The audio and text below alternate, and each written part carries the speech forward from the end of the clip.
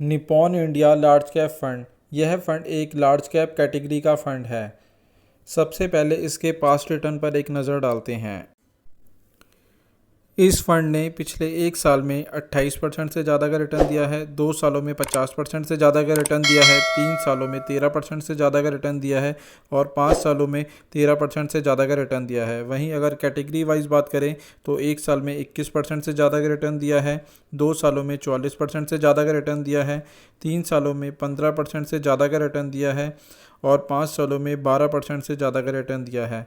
तो आप देख सकते हैं कि इस फंड ने ज़्यादातर टाइम अपनी कैटेगरी को आउट परफॉर्म किया है। इस लिहाज से यह इन्वेस्टमेंट के लिए एक अच्छा ऑप्शन हो सकता है, बट आपका इन्वेस्टमेंट का नज़रिया लॉन्ग टर्म का होना चाहिए। डिटेल के बारे में तो यह फ़ंड एक ओपन एंडेड फ़ंड है। ओपन एंडेड फ़ंड वह फ़ंड होते हैं जिसमें आप कभी भी इन्वेस्टमेंट कर सकते हैं और कभी भी विड्रॉ कर सकते हैं। इस फ़ंड का बेंचमार्क BSE 100 है और इस फंड के अंदर जो आपको एग्ज़िट लोड है, यदि आप 7 दिन से पहले विड्रॉ करेंगे तो आपको 1% का एग्ज़िट लोड लगेगा और अगर आप 7 दिन के बाद करेंगे तो किसी भी तरीके का आपको कोई एग्ज़िट लोड नहीं लगेगा। जबकि ज़्यादातर लार्ज कैप इक्विटी फ़ंड के अंदर आपको एक साल से पहले विड्रॉ करने के ऊपर आपको 1% का एग्ज़िट लोड लगता है। वहीं बात करें अगर इसमें इन्वेस्टमेंट की तो SIP और लमसम दोनों ही केस में आप 100 रुपये से इन्वेस्टमेंट की शुरुआत कर सकते हैं। यह फ़ंड 2007 में लॉन्च हुआ था और इस फ़ंड का अभी तक का जो एसेट अंडर मैनेजमेंट है वह है 10,654 करोड़ रुपए का।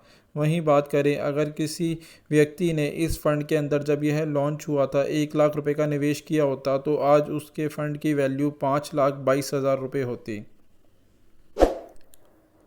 वहीं बात करें इस फंड के एक्सपेंस रेशो की तो इस फंड का एक्सपेंस रेशो 1.9% का है। यह फंड दो फंड मैनेजर के द्वारा मैनेज किया जाता है। पहले हैं मिस्टर शैलेश राजभान और दूसरे हैं आशुतोष भार्गव। वहीं बात करें टॉप 5 सेक्टर एलोकेशन की तो इसके अंदर बैंक्स प्राइवेट के अंदर 18.3% का इन्वेस्टमेंट है, IT के अंदर 15.40% का इन्वेस्टमेंट है, NBFC में 8.61% का इन्वेस्टमेंट है, ऑयल एंड गैस के अंदर 8.34% का इन्वेस्टमेंट है, बैंक और पब्लिक बैंक्स के अंदर 6.97% का इन्वेस्टमेंट है। कंपनी एलोकेशन देखें तो HDFC बैंक के अंदर 7.76% का इन्वेस्टमेंट है, रिलायंस इंडस्ट्री के अंदर 6.42% का इन्वेस्टमेंट है, ICICI बैंक में 6.41% का इन्वेस्टमेंट है, स्टेट बैंक के अंदर 5.67% का इन्वेस्टमेंट है, CL टेक्नोलॉजी के अंदर 5.53% का इन्वेस्टमेंट है। ओवरऑल इन्वेस्टमेंट की बात करें तो इस फंड में सबसे ज़्यादा लार्ज कैप कैटेगरी के फंड में इन्वेस्टमेंट किया गया है क्योंकि यह एक लार्ज कैप कैटेगरी का फंड है। लार्ज कैप के अंदर इसके अंदर 82.25% का इन्वेस्टमेंट है, वहीं मिड कैप के अंदर 10.26% का इन्वेस्टमेंट है और स्मॉल कैप के अंदर 5.82% का इन्वेस्टमेंट है। तो आप देख सकते हैं यह फ़ंड उन सभी निवेशकों के लिए है जिनका नज़रिया लॉन्ग टर्म इन्वेस्टमेंट का है, जिनका भी नज़रिया कम से कम 7 साल या उससे ऊपर का है, वह इस फंड के अंदर इन्वेस्टमेंट कर सकते हैं। पर इन्वेस्टमेंट से पहले अपने फाइनेंशियल एडवाइज़र से एक बारी सलाह ज़रूर ले लें। और अगर आपको यह वीडियो अच्छा लगा हो तो प्लीज़ इसे लाइक।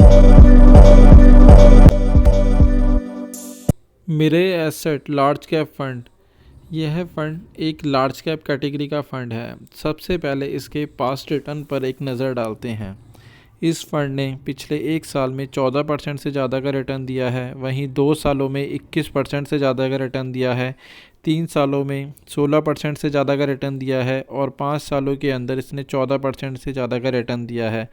वहीं अगर इसके कैटेगरी की बात करें तो इसने एक साल में 14% से ज़्यादा का रिटर्न दिया है, 2 सालों में 20% से ज़्यादा का रिटर्न दिया है, 3 सालों में 15% से ज़्यादा का रिटर्न दिया है और 5 सालों में 12% से ज़्यादा का रिटर्न दिया है। इस फंड ने ज़्यादातर अपनी कैटेगरी को पिछले 5 सालों में बीट किया है, जो कि एक अच्छा सिनेरियो है। इस लिहाज से यह एक अच्छा फ़ंड हो सकता है क्योंकि इस फंड ने ज़्यादातर अपनी कैटेगरी को आउट परफॉर्म किया है। अब बात करते हैं इसकी स्कीम की डिटेल के बारे में। यह फ़ंड एक लार्ज कैटेगरी का फ़ंड है। यह फ़ंड एक ओपन एंडेड फ़ंड है। ओपन एंडेड फ़ंड वह फ़ंड होते हैं जिसके अंदर आप कभी भी निवेश कर सकते हैं और कभी भी विड्रॉ कर सकते हैं। इस फ़ंड का बेंचमार्क निफ्टी 100 है और इस फ़ंड के अंदर एग्ज़िट लोड जो है, यदि आप 1 साल से पहले विड्रॉ करते हैं तो आपको 1% का एग्ज़िट लोड लगेगा और अगर आप 1 साल के बाद करेंगे तो आपको इस फ़ंड पर किसी भी प्रकार का कोई भी एग्ज़िट लोड नहीं लगेगा। वहीं बात करें इसमें इन्वेस्टमेंट की, तो एसआईपी के केस में आप 1000 रुपये से निवेश की शुरुआत कर सकते हैं और यदि आप वन टाइम इन्वेस्टमेंट करना चाहते हैं तो इसके अंदर आपको 5000 रुपये की इन्वेस्टमेंट करनी होगी। यह फ़ंड 2008 को लॉन्च हुआ था।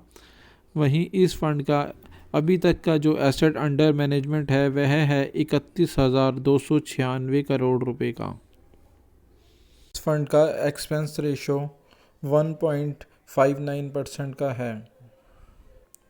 बात करें इसके फ़ंड मैनेजर की, तो यह फ़ंड 2 फ़ंड मैनेजर के द्वारा मैनेज किया जाता है। पहले हैं गौरव खंडेलवाल और दूसरे हैं गौरव मिश्रा। अब देखते हैं इसके टॉप 5 सेक्टर एलोकेशन। इसमें बैंक्स प्राइवेट के अंदर 22.75% का इन्वेस्टमेंट है। आईटी के अंदर 16.22% का इन्वेस्टमेंट है। ऑयल एंड गैस के अंदर 7.54% का इन्वेस्टमेंट है। हेल्थ केयर के अंदर 6.13% का इन्वेस्टमेंट है और ऑटो में 5.39% का इन्वेस्टमेंट है।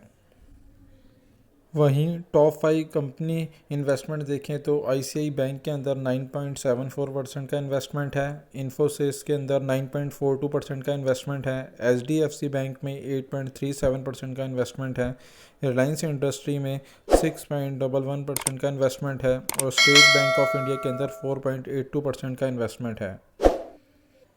क्योंकि ये एक लार्ज कैप फंड है तो इसलिए इसका ज़्यादा पोर्शन लार्ज कैप के अंदर ही इन्वेस्टमेंट है। लार्ज कैप के अंदर इसके अंदर 82.62% का इन्वेस्टमेंट है। वहीं मिड कैप के अंदर 15.09% का इन्वेस्टमेंट है और स्मॉल कैप के अंदर 0.65% का इन्वेस्टमेंट है। तो आप देख सकते हैं लार्ज कैप कैटेगरी के अंदर यह फंड भी एक अच्छा ऑप्शन हो सकता है, बट आपका इन्वेस्टमेंट का नज़रिया जो है वो लॉन्ग टर्म का होना चाहिए। और यहाँ पर आपसे एक बात और कहना चाहूँगा कि इन्वेस्टमेंट से पहले आप अपने फाइनेंशियल एडवाइज़र से एक बार डिस्कस ज़रूर कर लें। साथ ही साथ अगर आप इस फ़ंड में या किसी भी और फंड में इन्वेस्टमेंट करना चाहते हैं तो अब आप हमारे मोबाइल ऐप के थ्रू भी इन्वेस्टमेंट कर सकते हैं, जिसका लिंक नीचे डिस्क्रिप्शन में दिया गया है। और वीडियो अच्छा लगा हो तो प्लीज़ इसे लाइक शेयर करें और हमारे चैनल को सब्सक्राइब करें।